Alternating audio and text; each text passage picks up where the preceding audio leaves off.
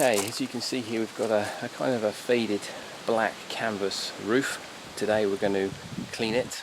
We're actually going to re-dye it, and then we're going to put a waterproof protect product on afterwards.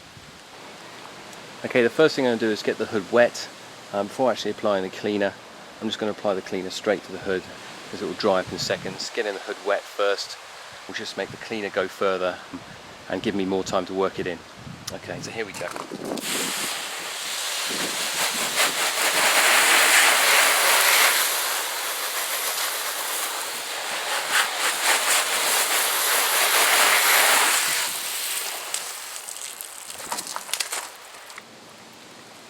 Okay, so now the hood's wet.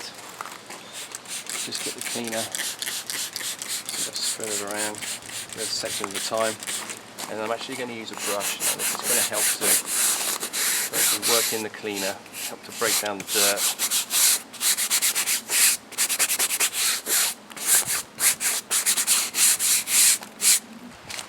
Okay, and once we've done that, we're just going to get that off.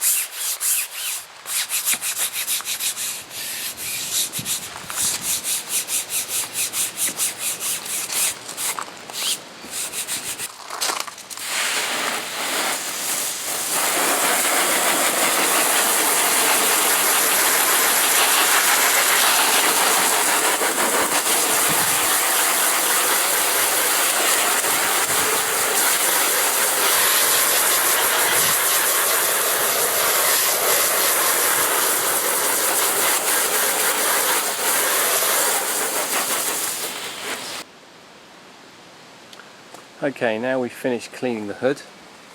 We're just going to let that dry in this sun. Hopefully it shouldn't take too long before we can move to the next stage. Obviously it needs to be completely dry before we can dye it, so hopefully it shouldn't be too long and we'll be back to it when it's dry. Okay, so we've finished cleaning the hood and now it's all dry. While I was waiting for it to dry, what I've done is I've masked up all the windows, all the metal bits that obviously we don't want painted. I've used just plastic bin liners to mask up the bodywork. If you do spill something on the bodywork, it's best just to have a damp cloth sort of on hand, just so you can wipe it off quickly. Should it dry, then just car polish will take it straight off as well. You don't want to be getting it on things like plastic. That's going to be quite difficult to get off, so best to mask up as much as possible just to give you a bit of peace of mind. As you can see, I've got the black dye ready. What I'm actually going to do is put it in a nice sort of sturdy bowl that's got sort of tall sides, and if I put it down it's nice and flat, so it's not going to spill on the floor. Also got a couple of brushes as well. Obviously a main one that we can use, and should we need it, something smaller as well. Now I would warn you, if you are doing this, do not wear anything that will be ruined, so just something to think about. Okay, so let's apply the dye then. Okay, so hopefully now you can just quickly see I've done this side section here. Obviously this is still faded and this is dark. Hopefully that shows up in the footage there. I'll just see if I can show you a bit closer.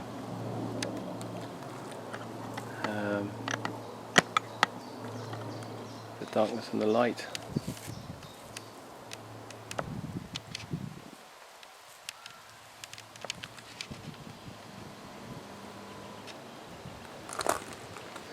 As you can see, it's all blending in nicely, no streaks, and drying very quickly as well.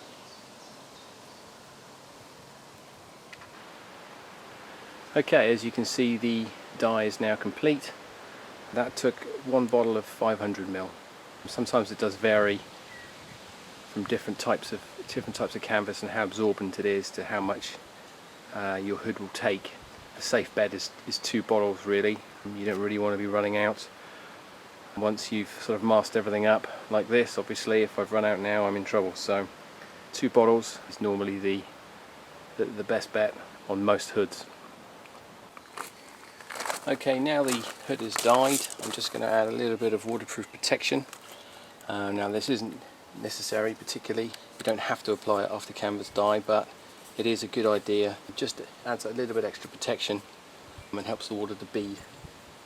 Now you have to apply this very lightly, you cannot saturate the surface at all, so it's a question of just making sure everything's masked up and just putting on a light coat.